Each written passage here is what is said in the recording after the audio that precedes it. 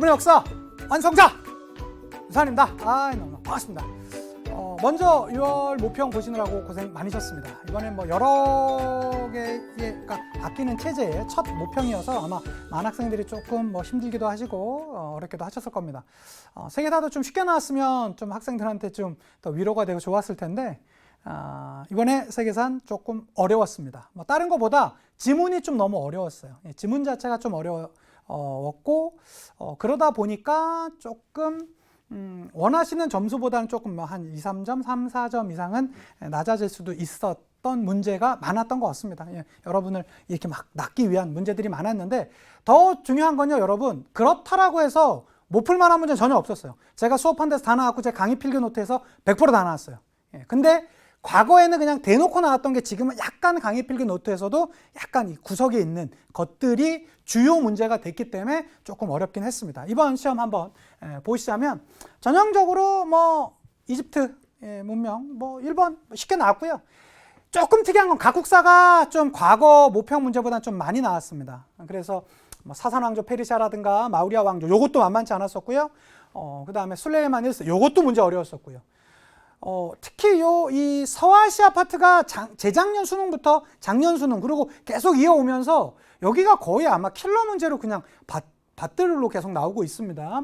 이 파트 기억해 두죠. 중국사가 예년보단 꽤 적게 나왔습니다. 4문제밖에 안 나왔었고요. 뭐 서양사는 무난하게 나왔었습니다. 이 중에서도 뭐 킬러 문제라고 한다면 제가 지금 노란색으로 표시해드린 인도 마우리아 왕조.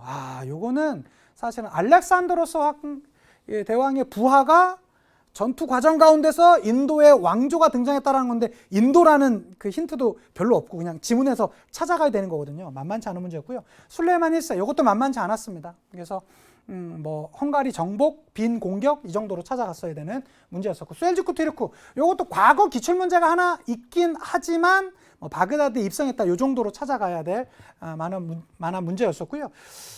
이 제국주의 파트에서 영국이 나왔었는데 이것은 제가 이제 미얀마 사태와 관련돼서 시사적인 게 조금 나올 것 같다라고 했었는데 나와서 뭐 그거 하면서 많이 대비가 돼 있는 친구들은 쉬웠겠지만 미얀마를 영국이 식민 지배했었는지 또 모르는 학생들도 있었으니까 이 문제도 만만치 않을 수 있었고 아비뇽 요소가 뭐 많이 듣긴 했었지만 지문 자체가 워낙 좀 까다로웠었어요.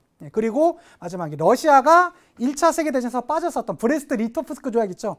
그 조약이 나왔었는데 이 지문 자체도 좀 어렵게 나왔었습니다. 그래서 이렇게 출제가 되었었고 요거 시기별로 좀 잘라보자면 뭐 고대사 한 4문제 그다음에 중세 근대 6문제씩 나왔었고 현대 파트 문제가 이렇게 4문제 나왔었는데 과거에는 이 현대 파트 문제가 꽤 어려웠었거든요. 특히 이번 시험 문제의 특징은 연표 문제가 거의 안 나오다시피 했습니다.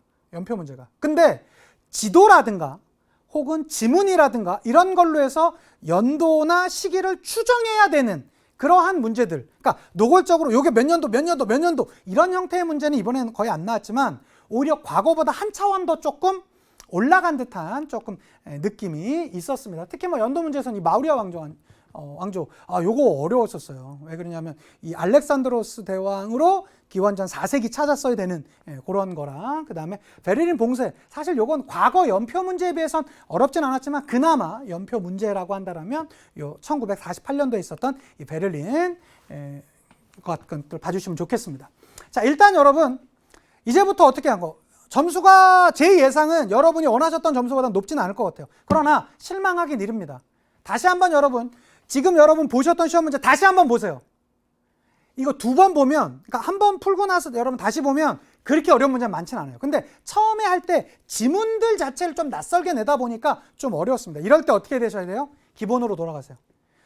술레이만 찾는 문제나 마우리아 왕조 찾는 문제나 러시아 찾는 거 여러분 만만치 않은 지문이었었지만 천천히 잘 읽고 제가 수업했던 거 제 강의 필기 노트에 있는 거 찾아가면 못 풀 만한 문제 없었어요.